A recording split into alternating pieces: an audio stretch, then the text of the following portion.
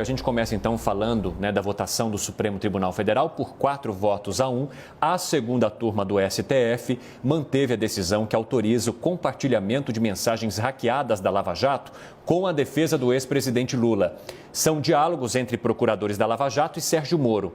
O relator do caso, o ministro Ricardo Lewandowski, defendeu que as conversas relativas a processos judiciais entre agentes estatais não estão cobertas pelo sigilo e que, portanto, conversas por telefone também não estariam. Vamos ver. As decisões contra as quais se insurgem os peticionantes apenas autorizaram, fundadas no direito constitucional, em verdade universal, a ampla defesa e ao contraditório, o acesso a conteúdos apreendidos na operação spoofing relacionados direto ou indiretamente ao reclamante. Vamos lá, Caio. Votaram com Lewandowski os ministros Gilmar Mendes, Carmen Lúcia e Nunes Marques. O Edson Fachin foi o único ministro a acatar o recurso dos procuradores da Lava Jato. Aí, em nota, o Ministério Público Federal disse que o STF ainda não julgou se o material com as mensagens é válido ou autêntico e que essas mensagens podem ter sido adulteradas pelos criminosos que à época tiveram acesso a elas. Já o ex-juiz Sérgio Moro afirmou que a utilização de provas ilícitas em processos vai contra a jurisprudência e que nenhuma das supostas mensagens retrata fraude processual, incriminação indevida ou outros atos ilegais. Eu queria saber de você, Caio, qual a sua avaliação sobre a decisão do STF? Bom, essa decisão, pelo compartilhamento aí de provas juridicamente inadmissíveis, é flagrantemente ilegal e inconstitucional, como se depreende da nota oficial do Ministério Público Federal, que listou aí 6 razões técnicas que tornam a prova imprestável. Esse é o termo empregado. Além disso, a nota ela vai explicitar a carência de interesse jurídico do réu em obter esse material, a importância do sigilo profissional nas comunicações de autoridades públicas, o que é uma obviedade, e o mais importante de tudo, demonstra a violação aos direitos fundamentais dos hackeados e das suas famílias, incluindo adolescentes, incluindo crianças, que também tiveram aí a sua privacidade e a sua intimidade expostas nos materiais submetidos ao STF. Então, eu sugiro essa rápida e esclarecedora leitura no site oficial do MPF, sob o título Procuradores que integram a Lava Jato se manifestam sobre julgamento do STF. Mas vamos pular algumas etapas, e imaginar o melhor cenário possível para a defesa do senhor Lula. Quem é Lula? Um criminoso com condenações por corrupção e lavagem de dinheiro e réu em múltiplos processos penais. Não vamos nos esquecer disso. No melhor cenário possível para o Lula, todo aquele material apreendido com os hackers, que é um conteúdo adulterado, impericiável e obtido ilegalmente, enfim, imagina tudo isso sendo aceito como prova pelo Supremo Tribunal Federal. E para melhorar ainda mais as chances do Lula, vamos supor que o conteúdo desse material apresente inequívocas faltas processuais por parte da força-tarefa na Lava Jato, como, por exemplo, algum caso de suspeição do juiz de primeira instância, ok? Então, ainda assim, mesmo nessa hipótese improvável e juridicamente absurda, tem um fato incontornável. O material apreendido não tem o que se chama de conteúdo exculpatório, ou seja, as mensagens roubadas e manipuladas pelos hackers, pelos fraudadores, pelos estelionatários, não demonstram a inocência de Lula, nem indicam que houve qualquer tipo de fabricação de provas ou de incriminação indevida. A gente viu essa expressão na nota do ex-ministro da Justiça. Portanto, mesmo que o material apreendido seja considerado válido e mesmo que o seu conteúdo aponte para erros da força-tarefa, 2 constatações vão saltar aí aos olhos. Primeira, a realidade dos fatos permanece inalterada, ou seja, Lula cometeu os crimes pelos quais foi acusado e condenado. Isso é ponto pacífico, ninguém discute, ninguém fala que Lula é inocente. Segunda constatação, não houve prejuízo concreto ao réu. E a prova maior disso são as sentenças do processo, que foram confirmadas e agravadas na instância superior, o TRF4, o Tribunal Regional Federal da 4ª Região, e até referendados pelo STJ, o Superior Tribunal de Justiça.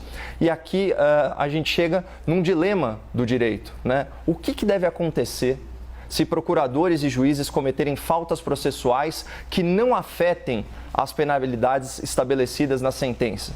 Faz sentido a gente anular uma condenação e indenizar o criminoso por crimes que foram judicialmente comprovados? Em outras palavras, para a ciência do direito, o processo é mais importante que a verdade, é mais importante que a justiça em si? Então, diante desse dilema, eu gosto de parafrasear Jesus de Nazaré, quando se dirige aí aos ardilosos filisteus, né, em Mateus 2, 27. O processo foi feito para a justiça, não a justiça para o processo. E essa hierarquia entre processo e justiça, entre meio e fim, ela fica clara, ela fica cristalina em um princípio jurídico, né, recepcionado do direito francês e muito utilizado nas decisões do próprio Supremo Tribunal Federal, princípio conhecido como pas de nullité sans grief. Então, em tradução livre, seria o seguinte: não há nulidade sem prejuízo. O que isso significa? E aqui eu vou abrir aspas. A orientação jurisprudencial do STF é no sentido de que o princípio do pas de nullité sans grief exige, em regra, a demonstração de prejuízo concreto à parte que suscita o vício, pois não se decreta nulidade processual por mera presunção. Esse é um trecho extraído da ementa do habeas corpus 145341, de relatoria do ministro Luiz Roberto Barroso. Então, uma decisão recente de 2018. Então, vamos traduzir isso do juridiquês para o português. Se o STF atuar conforme os seus próprios precedentes, a defesa de Lula precisará comprovar que eventuais erros processuais prejudicaram objetivamente o réu, não em tese, né? Como disse o Lewandowski. Mas é impossível a defesa de Lula sustentar esse argumento, considerando que as sentenças condenatórias de primeira instância da Lava Jato foram todas agravadas por desembargadores do TRF4 e confirmadas por ministros do STJ. Né? E vejam só, esse princípio do pas de nullité sans grief, encampado pela jurisprudência do Supremo, também consta do nosso direito positivo, né? Como a gente percebe aqui pela redação dos seguintes dispositivos do Código de Processo Penal. Artigo 563. Nenhum ato será declarado nulo se da nulidade não resultar prejuízo para a acusação ou para a defesa. Artigo 566. Não será declarada nulidade de ato processual que não houver influído na apuração da verdade substancial ou na decisão da causa. E a gente já verificou que as mensagens, né, aprendidas com os hackers não comprometeram a apuração da verdade substancial, ou seja, o cometimento dos crimes de corrupção, dos crimes de lavagem de dinheiro por Lula, né? E eles não influenciaram a decisão da causa, né, cuja sentença foi confirmada e agravada nas instâncias superiores, o que denota o quê? Imparcialidade na aplicação da lei pelo juiz de primeiro grau, pela força-tarefa, né, por extensão.